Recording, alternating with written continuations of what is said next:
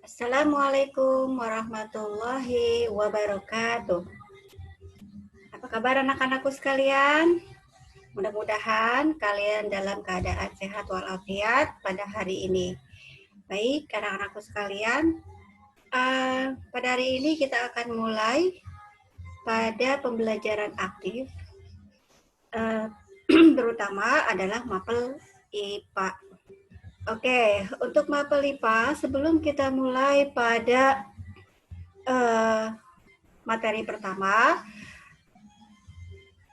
nanti akan Ibu sampaikan beberapa hal yang harus kalian siapkan sebelum kalian masuk ke materi. Baik, untuk mapel IPA, nanti setiap mulai pembelajaran disiapkan dahulu buku siswa, buku tulis, dan alat tulis ya. Oke, anak-anakku sekalian, karena kita masih dalam keadaan pandemi COVID-19, maka pembelajaran masih melalui daring atau online. Kita mulai ya.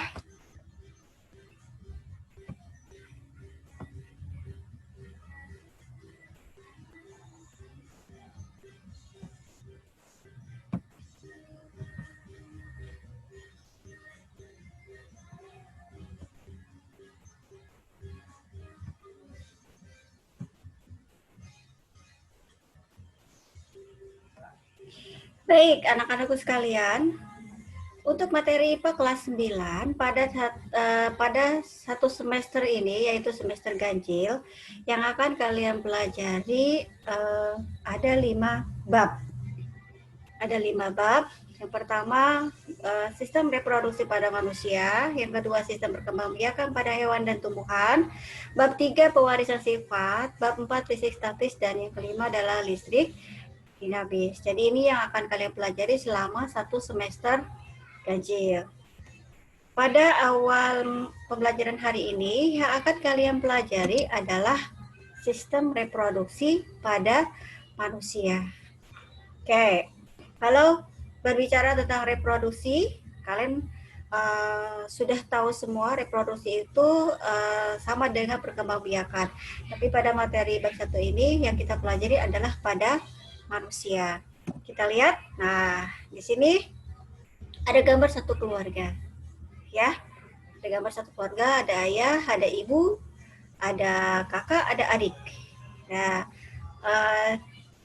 pada gambar ini terlihat bahwa terjadi reproduksi pada manusia. Kita lanjut ya. Oke.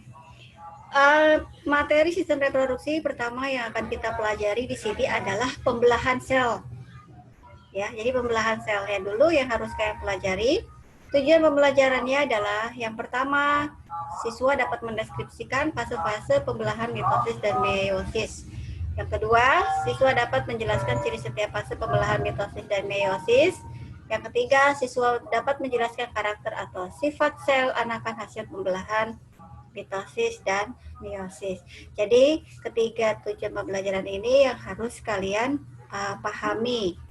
Lanjut. Pembelahan sel itu sangat penting bagi kelangsungan hidup semua makhluk hidup, ya.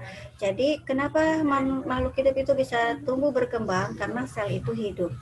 Sel itu hidup, berkembang, dia akan yang mati akan digantikan oleh sel yang baru.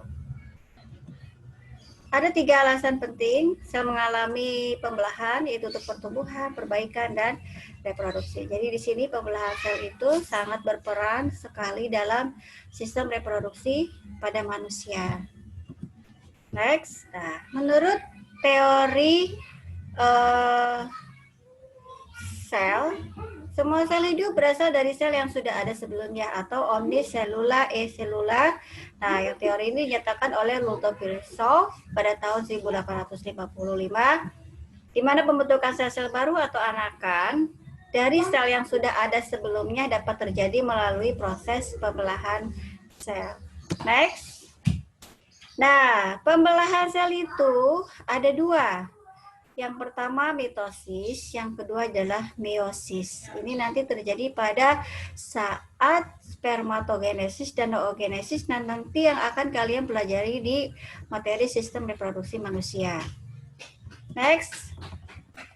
Oke, kita lihat perbedaan antara mitosis dan meiosis. Kalian bisa lihat pada gambar ini. Pertama kita lihat, meiosis dulu ya, mitosis dulu. Pada mitosis, fase-fasenya ada 5 fase. Fase pertama profase, fase kedua metafase, fase ketiga anafase, dan fase keempat adalah telofase. Masing-masing fase ini memiliki ciri yang berbeda pada tahapan masing-masing. Kita lihat di sini pada profase.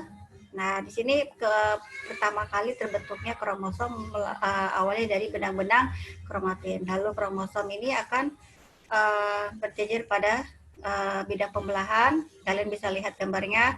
Kemudian pada anafase nanti akan masing-masing kromosom ini akan memisah menuju kutub yang berlawanan. Ini ya gambarnya. Nah, kemudian baru terakhir nanti karena ini sudah memisah, pasangan ini sudah memisah, dia akan membentuk kromosom. Jadi akan membentuk sel anakan pada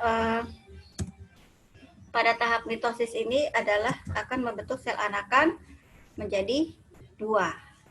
Ya. Jadi ini tahapannya, profase, petafase, anafase, dan telofase. Dan yang ini adalah ciri-ciri masing-masing tahapan, dan hasil anakan dari mitosis adalah terbentuknya 2 sel anakan. Lanjut, next. Pada meiosis, kalian perhatikan, pada meiosis di sini tahapannya sama, ada profase, ada metafase, ada anafase, dan telofase. Hanya saja meiosis itu terjadi 2 kali, ya, terjadi 2 kali. Jadi ada 2 kali pembelahan meiosis, sehingga nanti tahapannya pun akan terjadi 2 kali. Pada meiosis pertama ada profase pertama, petafase pertama, anafase pertama, dan telofase pertama. Ini adalah tahapan meiosis yang pertama. Kalian bisa lihat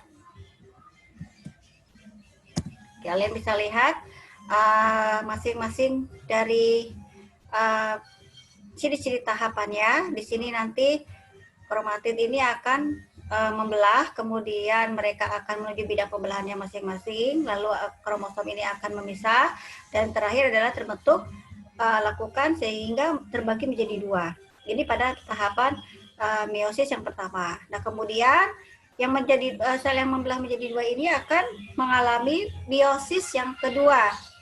Kita masuk pada profase pertama, nanti dia akan terbentuk menjadi sel anakan yang haploid menjadi 2.